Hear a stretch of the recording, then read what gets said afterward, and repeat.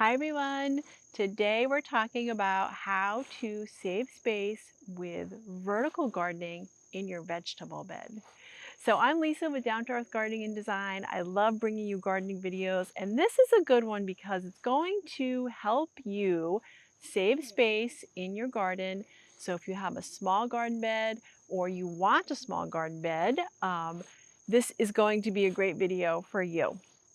So hot tip is I don't have a very big garden bed here. It's probably less than 120 square feet, and I get a lot of vegetables out of it.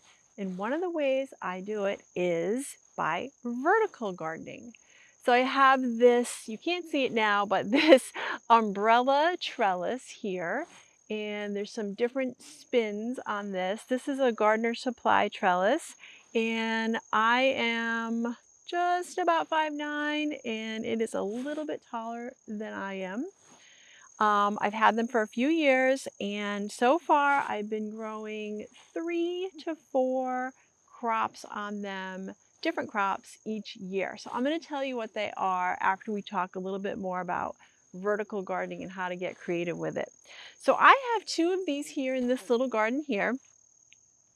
I love the umbrella trellis. They're black coated because they're really interesting and they add a unique and interesting vertical element to the garden when we're waiting for our vegetables to grow. So when there's nothing on them, they still look really pretty. I do take these out. They come out in 3 pieces and store them in the garage every year just to help them hold up a little bit longer.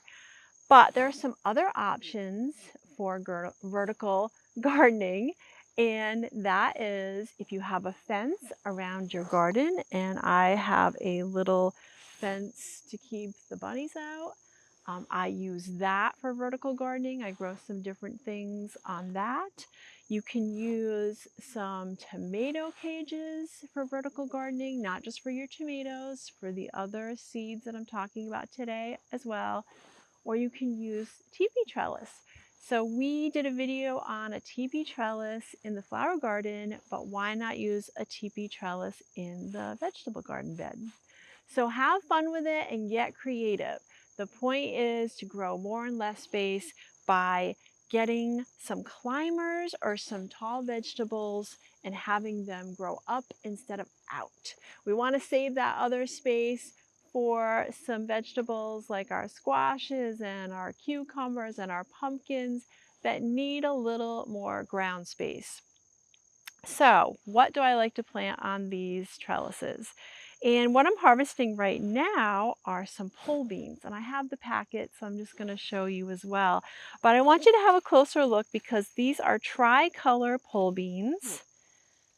So it's really cool because we're getting the yellow, we're getting, let me see if I can find a good purple one. We're getting lots of yellow right now. There's some little purple beans here. Let me check over here. Oh, we've got green. So green, yellow, and I picked a whole bunch of the purple beans the other night for dinner. You all probably know I'm a purple fan, so those got picked first. But let me try to throw up a picture of that later because I'm not finding any. But tricolor beans, they are fantastic. Okay, as promised, purple. Another great side note to vertical gardening is I'm not bending over and harvesting. I can stand up and it makes it all the more easy to do so. So the pole beans. Love these for vertical gardening. So number 2 is, and this is a new one, is my Malabar spinach. So this one a friend told me about, red Malabar spinach. And it actually has a red vine with green leaves. I'm going to pick some and show you. And I planted this in the spring and I'm still harvesting it. It's midsummer right now. It's still going strong. So you can eat the stems, the leaves. I've just been peeling the leaves off because they're pretty tender and sauteing it up. So I have the red Malabar spinach in with the pole beans on these two here right now. So let me go ahead and snip some and give you a peek. Okay, this is my Malabar spinach vining.